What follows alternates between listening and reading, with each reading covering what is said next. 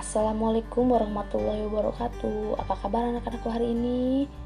Semoga Ibu harapkan kalian semua dalam keadaan sehat walafiat. Nah, pada kesempatan kali ini kita akan belajar tentang sejarah kebudayaan Islam. Ibu harapkan walaupun kita belajarnya via online, tapi semangat kalian tidak luntur untuk mengikuti mata pelajaran ini ya anak-anakku.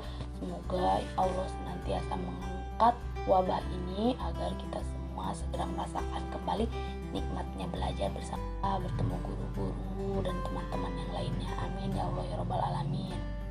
Nah, pada kesempatan kali ini Ibu akan menjelaskan tentang perkembangan Islam di Nusantara untuk Madrasah Aliyah kelas 3. Nah, pada saat itu nih, tahu nggak anak-anak, seperti apa sih negara kita itu, negara Indonesia tercinta ini sebelum Islam datang? Nah, gimana nih situasi dan kondisinya sebelum kedatangan Islam? Nah, sebelum kedatangan Islam itu kita lihat dulu ya, apa saja situasi dan kondisi wilayah Indonesia sebelum kedatangan agama Islam. Nah, yang pertama, letak geografis kita. Situasi dan kondisinya kita lihat dulu letak geografis kita. Nah, Indonesia itu berada di letak geografisnya itu di daerah Katulistiwa. Nah, posisi ini menunjukkan bahwa Indonesia beriklim tropis dengan curah hujan yang tinggi. Nah, iklim yang seperti itu disertai angin musim menyebabkan adanya kemarau dan penghujan dengan waktu yang berbeda-beda pada setiap wilayah. Nah, itu anak-anak. Keberadaan dua musim ini memberikan pengaruh yang kompleks pada berbagai aspek kehidupan penduduk seperti pertanian, pelayaran, dan perdagangan. Itu sangat berpengaruh dan sangat bagus untuk Indonesia dan negara-negara lainnya sebagai wilayah kepulauan dengan posisi penghubung jalur perdagangan antara Asia terutama Cina dan India, menjadikan wilayah Indonesia ini sebagai wilayah yang strategis dalam jalur perdagangan. Nah, Indonesia itu bagus banget dan cocok sekali untuk jadikan perdagangan. Makanya pada saat itu banyak sekali pedagang-pedagang yang masuk ke Indonesia. Nah, banyak sekali kapal-kapal besar, maksudnya kapal laut ya, kapal besar, perahu-perahu yang datang ke Indonesia untuk melakukan perdagangan pada saat itu.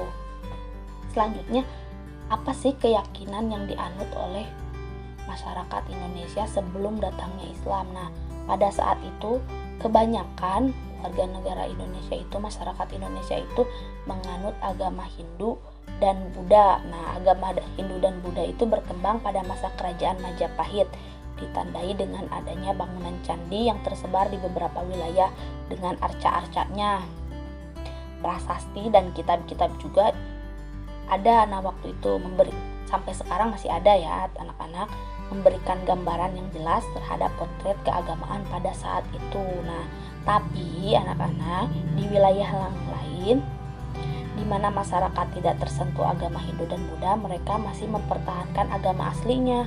Apa sih agama aslinya? Itu kepercayaan kepada roh-roh yang mendiami benda seperti batu, pohon, sungai, dan gunung, juga kepercayaan dinamisme. Nah, apa itu dinamisme? Yaitu kepercayaan bahwa segala sesuatu mempunyai tenaga atau kekuatan yang dapat mempengaruhi keberhasilan dan kegagalan usaha manusia dalam mempertahankan hidup. Tapi kalau hal yang seperti ini sepertinya sampai sekarang masih ada ya yang percaya kepada hal-hal seperti itu. Seperti apalagi tentang misal kalau mau bertani kita harus melakukan sesuatu dulu. Nah, sampai sekarang sepertinya yang seperti itu masih ada, dan itu kepercayaan itu sudah ada jauh sebelum datangnya agama Hindu dan Buddha. Nah, di Indonesia itu sudah ada kepercayaan kepada roh-roh dan hal-hal seperti itu. Nah, hanya saja semenjak adanya pada zaman Majapahit, nah, waktu itu ada, nah barulah masuk agama, berkembang sangat pesat agama Hindu dan Buddha. Nah, seperti itu anak-anakku. Selanjutnya adalah di bidang politik dan pemerintahan. Nah, di bidang politik dan pemerintahan pada zaman dulu juga Indonesia itu sudah maju dan berkembang. Apa buktinya? Bukti-bukti politik pemerintahannya itu adalah pada masa kerajaan Majapahit Dengan menggunakan data-data yang telah didapatkan dari prasasti, maka dapat dikemukakan bahwa bangsa Indonesia telah mengenal sistem politik dan pemerintahan jauh sebelum Islam masuk ke Indonesia. Nah, Indonesia itu udah maju lah ya dalam bidang politiknya itu. Sedangkan untuk struktur kepemerintahan mulai dapat dilacak sejak masa Sriwijaya. Nah, sejak masa Sriwijaya itu udah ada struktur pemerintahan. Seperti sejumlah prasasti yang menyebutkan adanya pelaksanaan dari keputusan raja dianggap dengan perincian saksi dan imbalan-imbalan yang diterima. Nah, itu menjadi bukti sejarah bahwa Indonesia itu sudah ada politik dan pemerintahan sejak zaman dahulu kala. Setidaknya ini memberikan gambaran yang lebih lengkap tentang politik dan pemerintahan masa menjelang perdaulatan sebuah pemerintahan bercorak Islam. Nah, itu udah ada dari semenjak Islam, sebelum Islam masuk itu sudah ada semenjak zaman dahulu, zaman Hindu Buddha. Nah, zaman raja-raja Majapahit, Sriwijaya, Mataram, nah itu udah ada yang seperti itu. Jadi negara kita tidak tertinggal ya anak-anak, tapi negara kita itu sudah maju, tidak seprimitif yang kita bayangkan. Malah mungkin negara kita itu lebih maju mungkin dari negara-negara yang lain. Lalu perekonomian dan perindustrian. Nah, apa sih yang terjadi sebelum Islam masuk?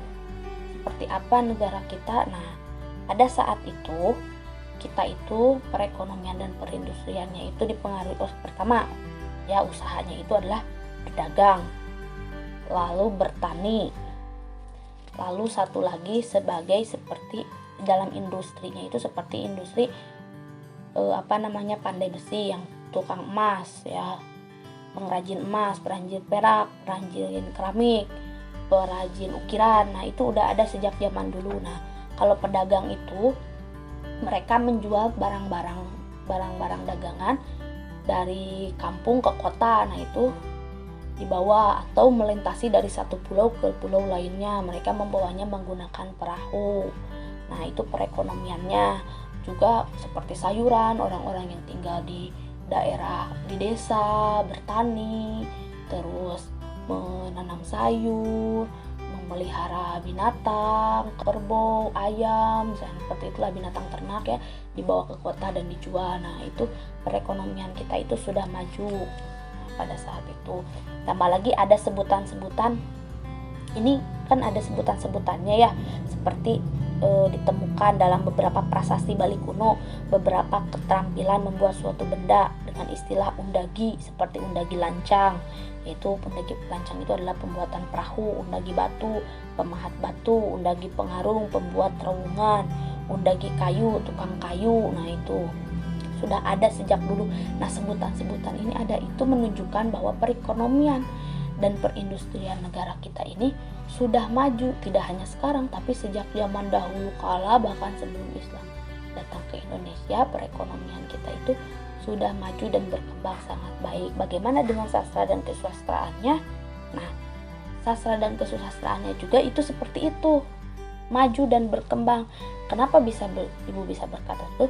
Dari buku yang Ibu baca bahwa ada terjemahan ke dalam bahasa Jawa seperti kisah Mahabharata dan Ramayana. Nah, itu telah diubah ke dalam bahasa Jawa kuno pada permulaan abad ke-10. Berinduk kedua kitab itu, maka banyak ditemukan gubahan-gubahan cerita yang sangat mungkin diambil dari sebagian atau utuh. Nah, itu udah menunjukkan bahwa kesusastraan Indonesia itu sudah maju sejak zaman dahulu kala. Nah, itu hebatnya negara kita ini. Jadi kita jangan minder, wah negara kita terbelakang. Tidak, itu salah. Sejak zaman dahulu kala negara kita sudah maju. Bahkan negara-negara lain itu seperti India, terus apalagi Cina, terus apalagi pokoknya negara yang lain, Arab, itu melakukan perdagangan ke negara kita. Kenapa? Karena di negara kita juga ada rempah-rempah itu ya anak-anak. Jadi negara kita itu sangat kaya akan apa? Kaya akan rempah-rempahnya. Pokoknya di kita itu semuanya ada, mau rempah-rempahnya ada, mau dari emasnya ada. Nah, semua negara kita itu lengkap. Nah, begitu anak-anak, ini penjelasan untuk mata pelajaran sejarah kebudayaan Islam. Nah, penjelasan dari Ibu cukup sekian. Semoga kalian memahami apa yang Ibu jelaskan. Semoga bermanfaat. Dan jangan lupa jaga kesehatan. Dan ingat, belajar dari rumah meskipun kita tidak bertatap muka, tapi pembelajaran tetap harus dilaksanakan ya anak-anak. Terima kasih. Wassalamualaikum warahmatullahi wabarakatuh.